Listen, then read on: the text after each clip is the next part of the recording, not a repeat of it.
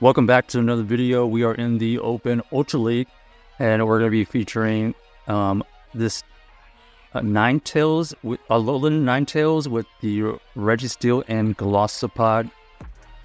So here, this Charm Ninetales is chunking away at this Jellicent, which is great. Then our opponent throws the Shadow Ball. Shadow Ball does a good chunk of damage. Doesn't KO, so we're still looking okay. And then here, we're just going to let this go. Ends up being the Surf. And because it was able to throw the Surf, we decided just to let it go and try to farm it down. Then we counter into our Registeel, and then they reveal that they have a Charizard in the back. So here, we're going to try to get some debuffs.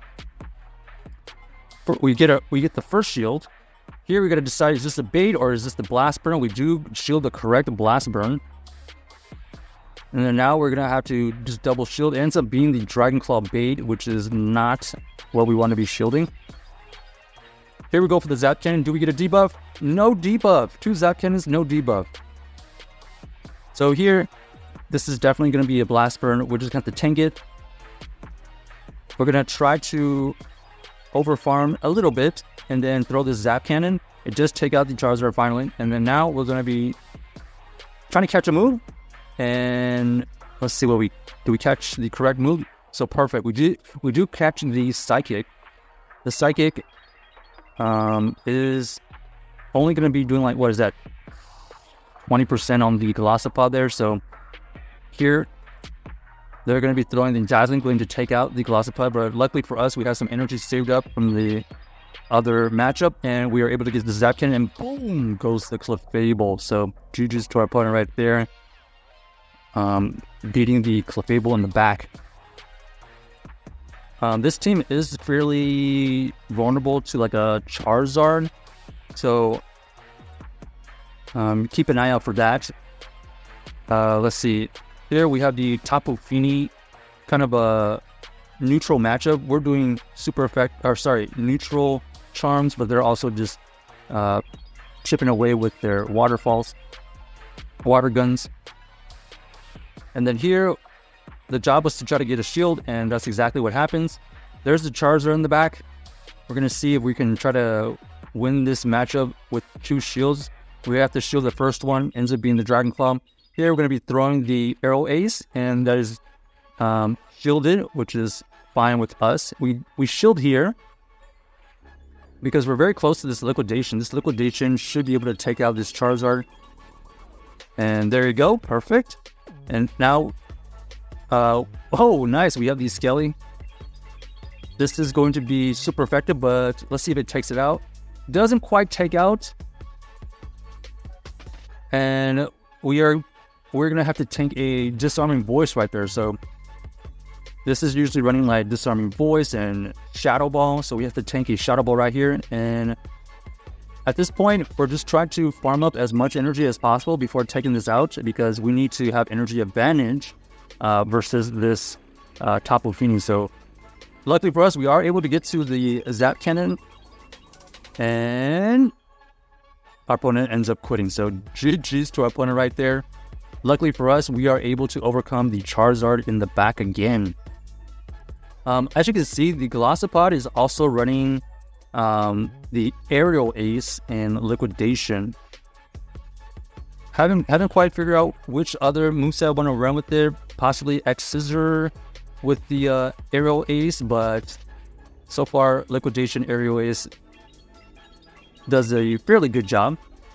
Especially against like Giratinas. If you happen to have a Giratina and you're running the X-Scissor and Liquidation, you're kind of in big trouble. At least with Aerial Ace, you can do some neutral here. Our opponent ends up throwing the Ancient Power. The Ancient Power is super effective, but it doesn't quite KO. And here we're just going to try to sneak out of here. We do sneak out. Is this possibly a Dragon Claw? No Dragon Claw. But it is a Shadow Snake, which is fine. Here, our opponent ends up coming back in with this Sandslash. We decided to let it go. We survived the first one, and then here we're going to try to get to another move, but they are doing a great job and throwing their move right before we get to ours. We do survive that drill run there, so we just throw the chip damage weather ball. And we're kind of in a bit of a pickle here because we don't have a situation where we have a clear win.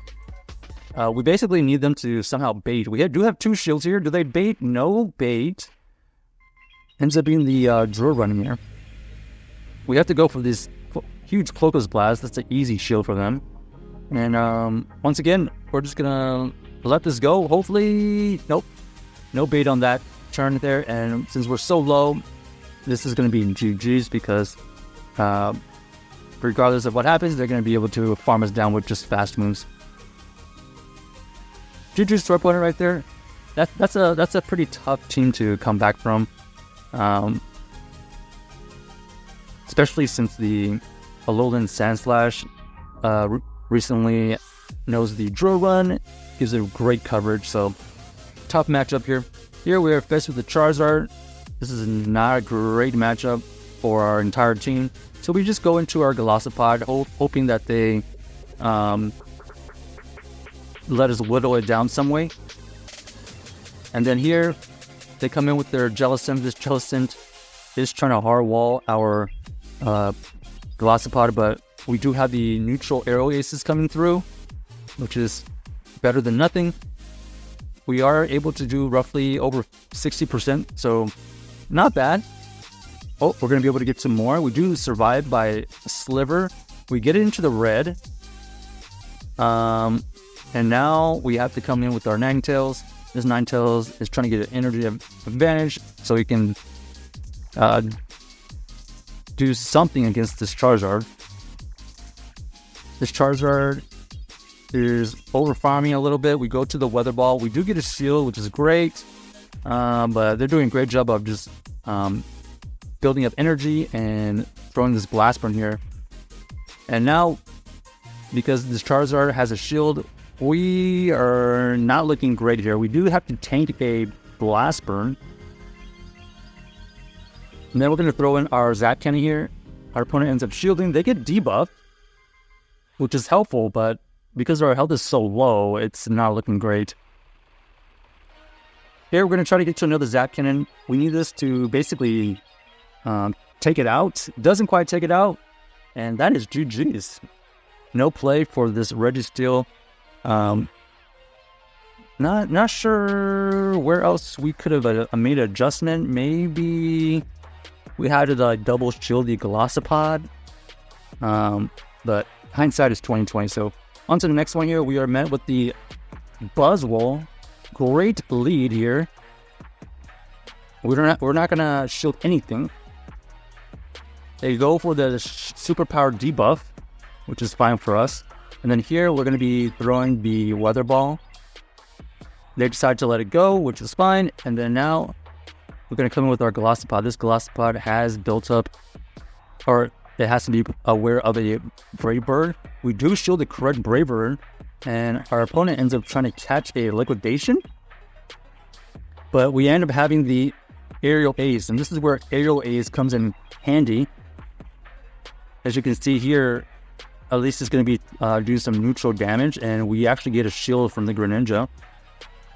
We are able to survive all of their charge moves, so we're going to be applying more pressure here, and now we're going to try to catch a move on our Registeel because we have some energy on our Golisopod, and it looks like we just have to get to... Oh, alright. Our opponent ends up throwing a Flame Charge. We know this is Flame Charge. We shield it because we know that we're going to try to overfarm here, and we're going to be able to take this out with just a Focus Blast, which is great, but now our health is high enough that this Greninja isn't going to be able to take us out with like a Hydro Cannon. So GG's to our opponent right there. Check out this team if you haven't already, and let us know if you enjoyed the video.